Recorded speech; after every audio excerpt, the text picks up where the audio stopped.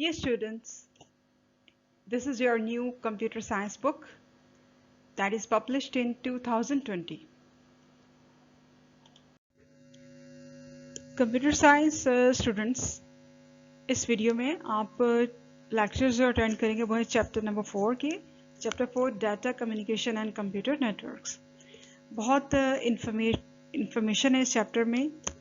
देखें कि डाटा क्या होता है, डाटा कम्युनिकेशन क्या चीज़ है। कम्युनिकेशन, हम भी एक दूसरे से बातचीत कर रहे होते हैं और ये कम्युनिकेट करते हैं, ठीक है।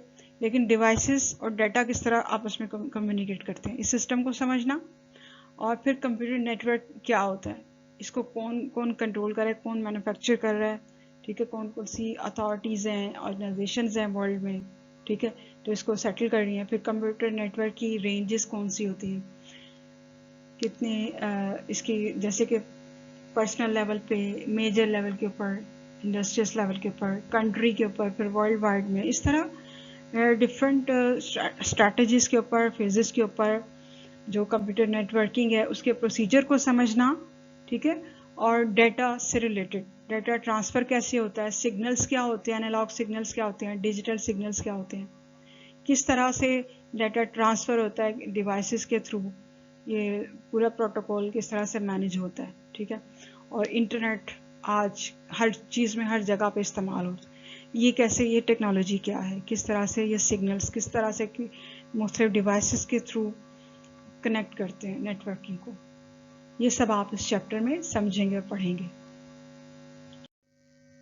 Chapter number 4, data communication and computer networks. Student, ये SLOs हैं। Define the basic terminology of data communication, ठीक है। सबसे पहले आपने ये टॉपिक प्रिपेयर करना, आपको पता होना चाहिए कि डाटा कम्युनिकेशन किसको कहते हैं। Then elaborate the terms data rate and baud rate with corresponding formulas and standard units. इसके बाद हमने डाटा टर्म्स को समझना है। इसके बाद है differentiate between analog and digital signals. Analog और डिजिटल सिग्नल्स के बीच में क्या डिफरेंस है, इस डिफरेंस को हमने समझना है। देन डिस्टिंग्विश का मतलब भी वही होता है, डिफरेंशिएट, डिफरेंस को देखना between data rate and baud rate. Baud rate और डाटा रेट के दरम्यान में क्या फ़र्क है, इसको समझना। तो फर्स्ट ये आपने 4 टॉपिक्स हैं, इनको आपने कॉम्प्रिहेंड करना है, सीखना इनको। Basics of data communication. Communication is the process of sharing a message, अपनी बात पहुंचाना, ठीक है, ट्रांसफ़र करना, इसी को कम्युनिकेशन कहते हैं। तरसील का निज़ाम जो होता है। A conversation between two people is an example of communication, ठीक है। जैसे दो लोग आपस में बात कर रहे होते हैं, जैसे मैं आपको ये लेक्चर समझाने की कोशिश कर रही हूँ, लेक्चर कन्वे कर रही हूँ, ये टॉपिक समझा रही हूँ, तो इट मीन्स कि मैं कम्युनिकेट कर रही हूँ, आपसे बात कर रही हूँ। मैं आपको डिलीवर कर रही हूँ लेक्चर। सपोज आप 2 स्टूडेंट बैठे हो, आप आपस में बात कर रहे हो और आप अपना व्यू पॉइंट किसी भी कॉल के थ्रू किसी और को देना चाहते हो, आप उससे बात करोगे, मतलब अपनी बात किसी भी तरीके से दूसरे तक पहुंचाओगे, तो ये कम्युनिकेशन है। अब ये तो पीपल में है, इसके अलावा डिवाइसेस में भी कम्युनिकेशन होता है, यानी कि वर्चुअल कम्युनिकेशन, इलेक्ट्रॉनिक कम्युनिकेशन, ठीक है। जैसे कि हम मेल्स भेजते हैं कंप्यूटर को यूज़ करते हुए, मैसेजेस, ये व्हाट्सएप के ऊपर फ़ौरन से 1 सेकंड में हम यहाँ से मैसेज किया दूसरे तक पहुँच जाता है, वॉइस नोट्स पहुँच जाते हैं, फ़ोन कॉल्स हैं, ठीक है, वीडियो कॉल्स हम करते हैं, ये सब क्या है, ये कम्युनिकेशन है, ठीक है। ये डाटा कम्युनिकेशन सही। एक तो हम वर्बली, हम खुद बात करके डायरेक्टली किसी से कम्युनिकेट करते हुए अपनी बात पहुंचाते हैं, एक ये वे है। लेकिन डाटा, हमारी चीज़ें, हमारे मैसेजेस या हमारी जो भी एक्टिविटीज़ हैं वो डिवाइसेस के थ्रू जब दूसरे तक पहुंचती हैं या रेस ट्रांसफ़र होती हैं, इस प्रोसेस को, इस तरह के डाटा को पहुंचाने को डाटा कम्युनिकेशन कहते हैं, ठीक है। Data communication is the exchange of digital messages between 2 devices. तो डाटा कम्युनिकेशन को सिंपली कैसे हम डिफाइन कर सकते हैं कि 2 डिवाइसेस के दरमियान तबादला मैसेजेस का, ठीक है। लाइक मैं यहाँ से मेल करूँ या कोई मैसेज करूँ वो दूसरे मोबाइल पे, या अपने व्हाट्सएप से किसी को मैसेज करूँ, तो ये कम्युनिकेशन हुआ एक डिवाइस से दूसरे मोबाइल में जाएगा ना, तो कन्वे भी हुआ मैसेज और डाटा ट्रांसफ़र हुआ। जैसे मैं कोई फाइल भेज दूँ, सेंड कर दूँ मेल में, तो ये जो डाटा मेरे पास था मैंने पहुंचा दिया जहां कहीं दूसरे को भेजना था। तो मीन्स इस तरह से उस डाटा की तरसील हुई, डाटा को ट्रांसफ़र किया गया। तो ये डाटा कम्युनिकेशन है। इसमें जो चीज़ें इस्तेमाल हुई वो डिवाइसेस हुई, ठीक है। इसमें सेंडर भी होता है, रिसीवर भी होता है, जो कि ट्रांसमिशन होती है उस मीडियम के थ्रू ट्रांसमिशन होती है। जैसे इसमें केबल्स यूज़ होती हैं और वायरलेस भी, रेस के थ्रू, इलेक्ट्रॉनिक ट्रांसमिशन के थ्रू। ये सब क्या है, इसको डाटा कम्युनिकेशन कहते हैं। अब बेसिक टर्मिनोलॉजी क्या है डाटा कम्युनिकेशन की, ठीक है, कि डाटा को हम तरीके से समझ लें। टेक्नोलॉजी में, आईटी फील्ड में डाटा कम्युनिकेशन का स्कोप क्या है, क्या इसमें टर्म्स हैं। इसमें डाटा है। पहले तो डाटा क्या होता है कि collection of raw facts and figures. जितने भी हमारे पास मालूमात है किसी भी शेप में है, रिटन है, टेक्स्ट में है, ठीक है, नंबर्स में है, फाइल्स में है, वो सब डाटा होता है। कलेक्टिवली इसको डाटा कहते हैं, ठीक है। ये वर्ड जो है एक्चुअली लैटिन लैंग्वेज से लिया गया, ड्राइव किया गया है, ठीक है, और डाटम का प्लूरल है। ये जस्ट इंफॉर्मेशन के लिए है कि आपको पता हो, कॉन्सेप्ट हो कि डाटा किसको कहते हैं, वरना लर्निंग के लिए सिर्फ डाटा कम्युनिकेशन की डेफिनेशन इज इनफ। तो टेक्स्ट, नंबर, सिंबल्स वगैरह, इमेजेस, वॉइस, वीडियोस, सब कुछ कंप्यूटर के अंदर जो भी होता है और डिजिटल डिवाइसेस के अंदर जो भी होता है, जो भी मौजूद है, वो सब का सब क्या है, डाटा है, किसी भी फॉर्म में है। चाहे वो लिखा हुआ है, फाइलिंग में है, चाहे वो मैथमेटिकल स्टाइल में है, सिंबल्स में है, सिर्फ उसके वॉइस नोट है, वॉइस में है, सॉन्ग्स में है, म्यूज़िक में है, वीडियोस में है। हमारे पास डिवाइसेस हैं जैसे यूएसबीज वगैरह और डिस्क वगैरह, जिसमें डीवीडीज में जो कुछ भी, ये सब क्या है, डाटा है। और data can be considered as unprocessed information, यानी इंफॉर्मेशन है लेकिन उसको प्रोसेसिंग के लिए इस्तेमाल किया जाता है, तो उसको अनप्रोसेस्ड इंफॉर्मेशन भी कह सकते हैं। नेक्स्ट है डाटा कम्युनिकेशन। पहले तो हमने डाटा को समझ लिया, ठीक है। ये वर्ड कहाँ से आया, लैटिन वर्ड से ड्राइव है, प्लूरल है डाटम का। ये एमसीक्यूज में सपोज आ भी सकता है, लेकिन इतना भी नहीं। लेकिन ऐसी छोटी छोटी जो चीज़ें होती हैं जनरल नॉलेज को इंक्रीज करने के लिए भी बहुत इंपॉर्टेंट होती हैं। सेकंड पे है data communication. Data communication is the process of transferring data electrically from one place to another.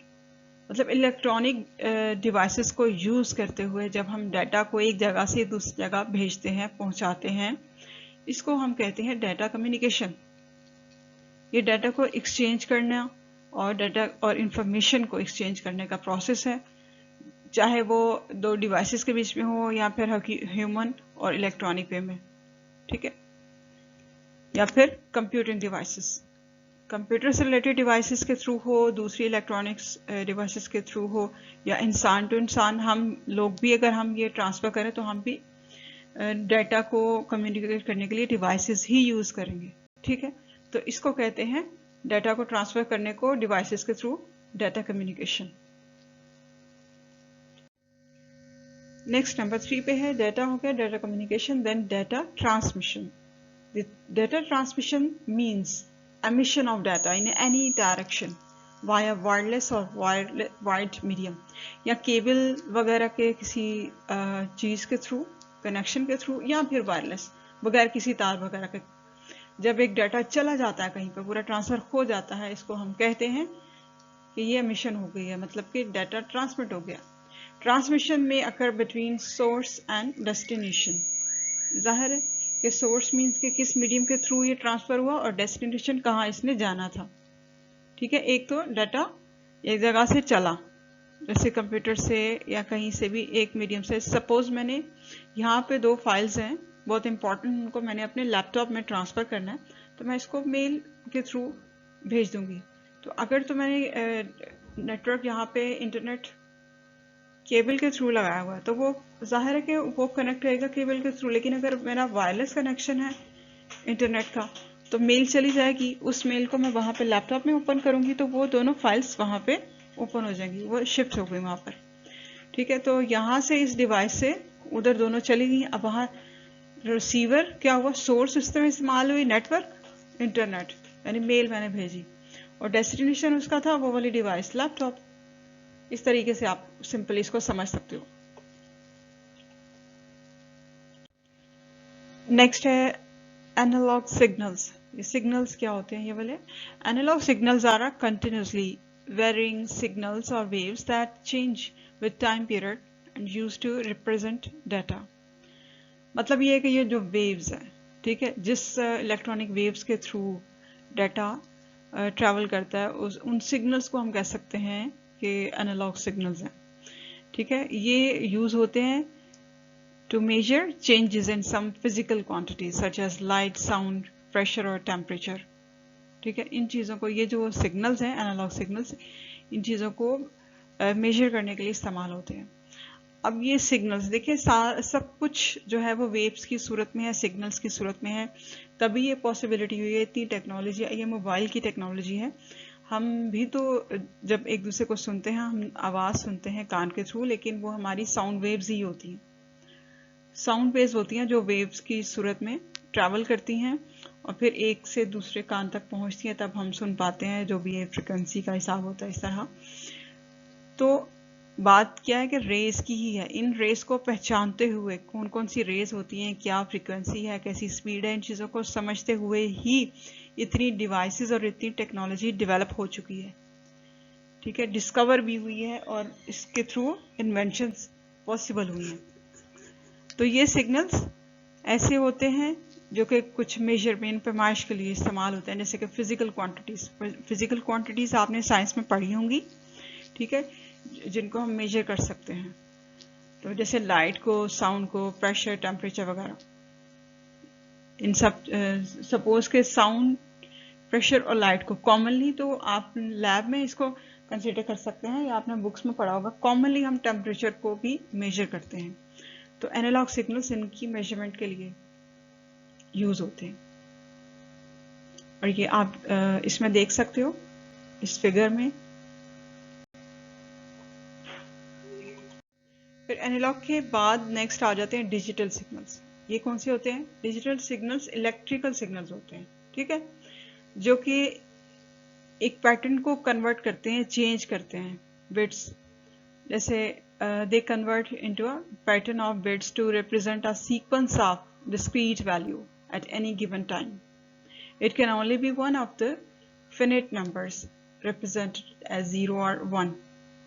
ठीक है, डिजिटल सिग्नल्स क्या होते हैं? ये खास पैटर्न को, जैसे बिट्स के हिसाब से, मतलब कितनी इनकी क्वांटिटी है, उनको रिप्रेजेंट करते हैं सीक्वेंस में और वैल्यूज के हिसाब से एक पर्टिकुलर टाइम पीरियड के अंदर, ठीक है, और ये one of the finite number के हिसाब से रिप्रेजेंट करते हैं। Thank you for listening.